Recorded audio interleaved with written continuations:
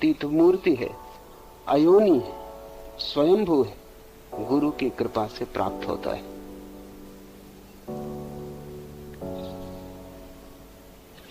एक है, एक ओंकार सतनाम।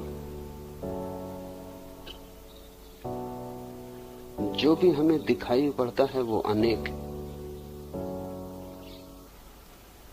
जहां भी तुम देखते हो भेद दिखाई पड़ता है। जहां तुम्हारी आंख पड़ती है अनेक दिखाई पड़ता है। सागर के किनारे जाते हो लहरें दिखाई पड़ती हैं, सागर दिखाई नहीं पड़ता।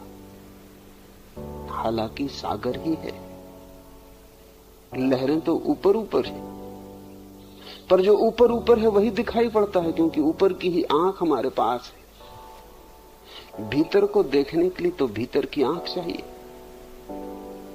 जैसी होगी आंख वैसा ही होगा दर्शन। आंख से गहरा तो दर्शन नहीं हो सकता। तुम्हारे पास आंख ही ऊपर की है तो लहरों को देख के लौट आओगे और लोगों से कहोगे कि सागर हो आया। सागर में जाने का ये ढंग नहीं। किनारे से तो दिखाई पड़ेंगी लहरें, सागर में हो तो डूबना ही पड़े। इसलिए तो कहानी है कि नानक नदी में डूब गए। लहरों में नहीं है वो, नदी में है। लहरों में नहीं है, सागर में है। ऊपर ऊपर तो लहरें होंगी। तट से तुम देख के लौट आओगे तो तुम जो खबर दोगे वो गलत होगी। तुम कहोगे कि सागर हो आया। सागर तक गए नहीं। तट पर तो सागर नहीं है, वहां से तो लहरें दिखाई पड़ सकती हैं। लहरों का जोड़ भी सागर नहीं है, जोड़ से भी ज्यादा है सागर। और जो मौलिक भेद है वो ये है कि लहर अभी है, क्षण भर बाद नहीं होगी, क्षण भर पहले नहीं थी। एक सूफी फकीर हुआ जुन्नैद, बहुत प्रेम करता था अपने बेटे को। फिर बेटा अचानक मर गया किसी दुर्घटना में, तो दफनाया। पत्नी थोड़ी हैरान हुई। पत्नी सोचती थी कि बेटा मरेगा तो जुन्नैद पागल हो जाए, इतना प्रेम करता था बेटे। लेकिन जैसे जुन्नैद को कुछ हुआ ही नहीं, जैसे बेटा मरा ही नहीं, जैसे कोई बात ही नहीं, जुन्नैद वैसा ही रहा। आखिर सांझ होते होते जब लोग विदा हो गए सहानुभूति प्रकट करके, तो पत्नी ने पूछा कि कुछ दुख नहीं हुआ तुम्हें? मैं तो सोचती थी तुम टूट जाओगे, इस बेटे से तुम्हें इतना प्रेम था। जुन्नैद ने कहा कि एक क्षण को धक्का लगा था, फिर मुझे याद आया जब ये बेटा नहीं था तब भी मैं था और खुश था। जब ये बेटा नहीं था तब भी मैं था और खुश था। अब ये बेटा नहीं है तो दुख होने का क्या कारण?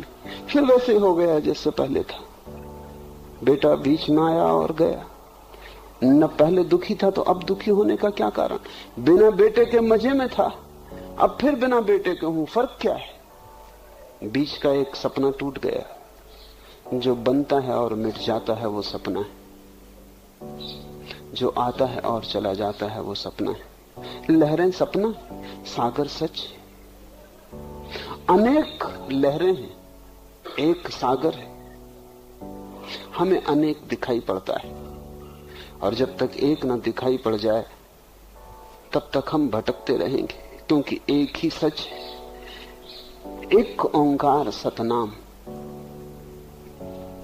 और नानक कहते हैं कि उस एक का जो नाम है वही ओंकार है। और सब नाम तो आदमी के दिए हैं। राम कहो, कृष्ण कहो, अल्लाह कहो, ये नाम आदमी के दिए, ये हमने बनाए, सांकेतिक। लेकिन एक उसका नाम है जो हमने नहीं दिया, वो ओंकार है, वो ओम है। क्यों ओंकार उसका नाम है? क्योंकि जब सब शब्द खो जाते और चित्त शून्य हो जाता है, और जब लहरें पीछे छूट जाती हैं और सागर में आदमी लीन हो जाता है, तब भी ओंकार की धुन सुनाई पड़ती रहती। वो हमारी की हुई धुन नहीं है, वो अस्तित्व की धुन है, वो अस्तित्व की ही लय है। अस्तित्व के होने का ढंग ओंकार है, वो किसी आदमी का दिया हुआ नाम नहीं। इसलिए ओम का कोई भी अर्थ नहीं होता। ओम कोई शब्द नहीं है, ओम ध्वनि, और ध्वनि भी अनूठी है।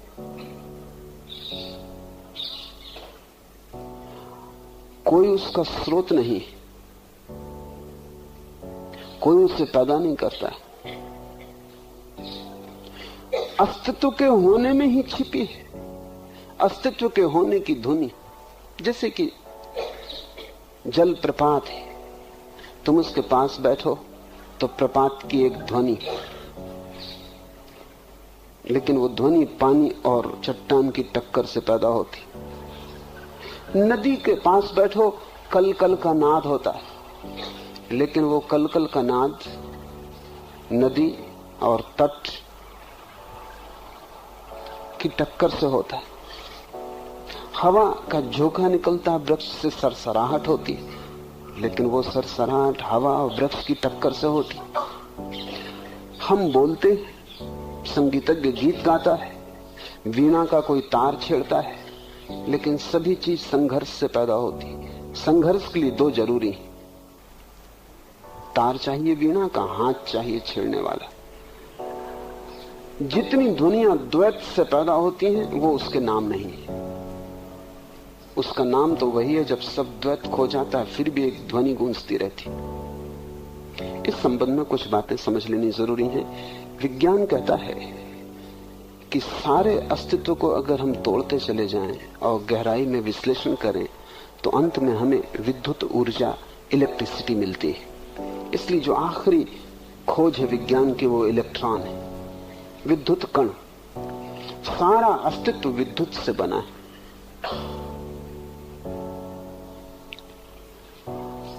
अगर हम विज्ञान से पूछें कि ध्वनि किससे बनी है, तो विज्ञान कहता है वो भी विद्युत से बनी है। ध्वनि भी विद्युत का एक आकार है, एक रूप है, लेकिन मूल विद्युत है। इस संबंध में समस्त ज्ञानियों का विज्ञान से सहमति है, थोड़े से भेद के साथ। वो भेद बड़ा नहीं, वो भेद भाषा का है। समस्त ज्ञानियों ने पाया कि अस्तित्व बना है ध्वनि से, और ध्वनि का ही एक रूप विद्युत है। विज्ञान कहता है विद्युत का एक रूप ध्वनि है, और धर्म कहता है कि विद्युत ध्वनि का एक रूप है। इतना ही फासला है, मगर यह फासला ऐसा ही दिखाई पड़ता है जैसे गिलास आधा भरा हो। कोई कहे आधा भरा है, कोई कहे आधा खाली।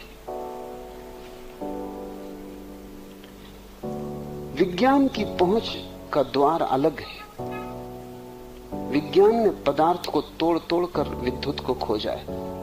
ज्ञानियों की पहुंच का मार्ग अलग है।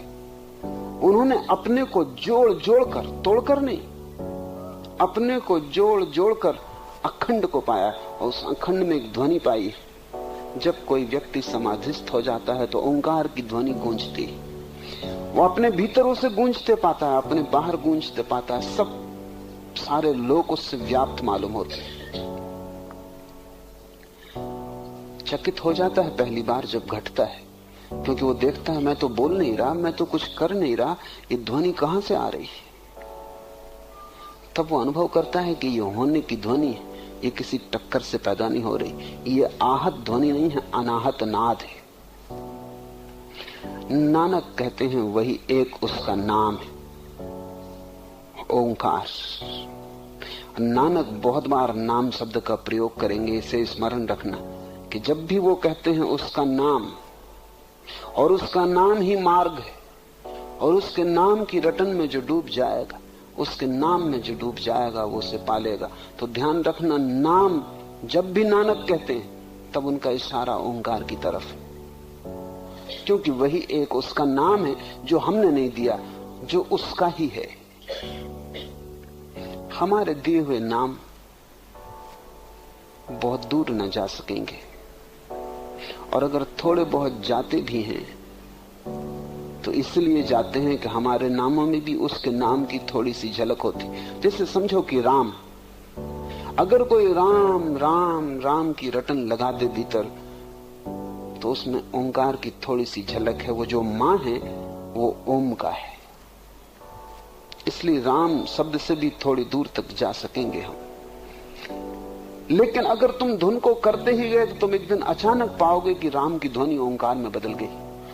अगर तुम करते ही जाओगे तो जैसे ही मन शांत होगा वैसे ही ओम तुम्हारे राम में प्रविष्ट हो जाएगा और तुम धीरे धीरे पाओगे कि राम तो खो गया, ओम आ गया। समस्त ज्ञानियों का यह अनुभव है कि उन्होंने किसी भी नाम से शुरू किया हो लेकिन आखिर में ओम आ जाता है। जैसे ही तुम शांत होने लगते हो वैसे ही ओम आने लगता है। ओम सदा मौजूद है, बस तुम्हारे शांत होने की जरूरत है। नानक कहते हैं एक ओंकार सतनाम। सत शब्द भी समझ लेने जैसा है। संस्कृत में दो शब्द हैं, एक सत्य और एक सत्य। सत्य का अर्थ होता है एग्जिस्टेंस, अस्तित्व, और सत्य का अर्थ होता है ट्रुथ। दोनों में बड़ा फर्क है। दोनों का मूल धातु तो एक है, सच, सत्य, सत्य, सबकी मूल धातु एक है, लेकिन थोड़े से फर्क हैं, वो समझ लेने जरूरी है।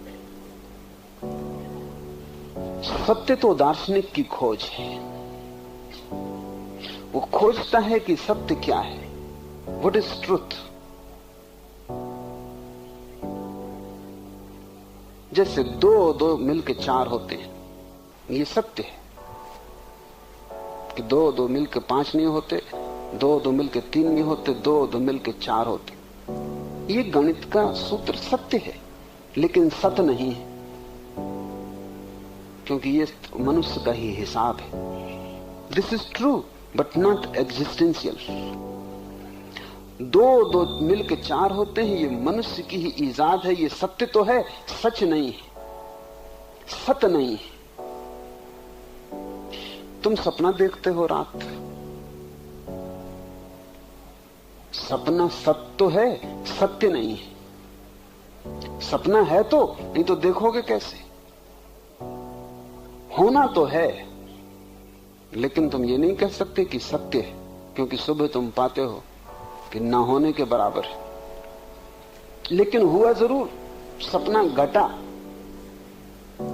तो दुनिया में ऐसी घटनाएं हैं जो सत्य हैं और सत्य नहीं, और ऐसी भी घटनाएं हैं जो सत्य हैं लेकिन सत्य नहीं।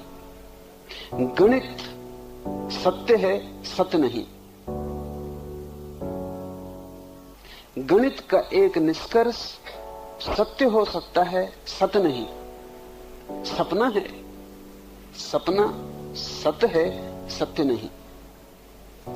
परमात्मा दोनों है, सत्य भी सत्य भी।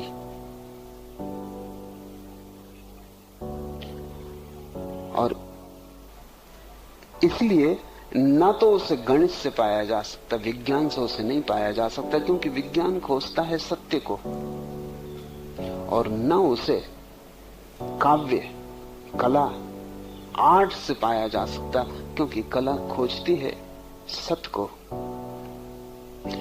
परमात्मा दोनों है, सत्य धन सत्य। इसलिए न तो कला उसे पूरा खोज सकती है और न विज्ञान, दोनों अधूरे हैं। और इसलिए धर्म की खोज दोनों से पृथक है। धर्म उसकी तलाश है जो दोनों है, एक साथ है, जो इतना सत्य है जितना कि गणित का कोई भी फार्मूला, और जो इतना सत्य है जितनी काव्य की कोई भी धारणा। वो दोनों हैं और दोनों नहीं।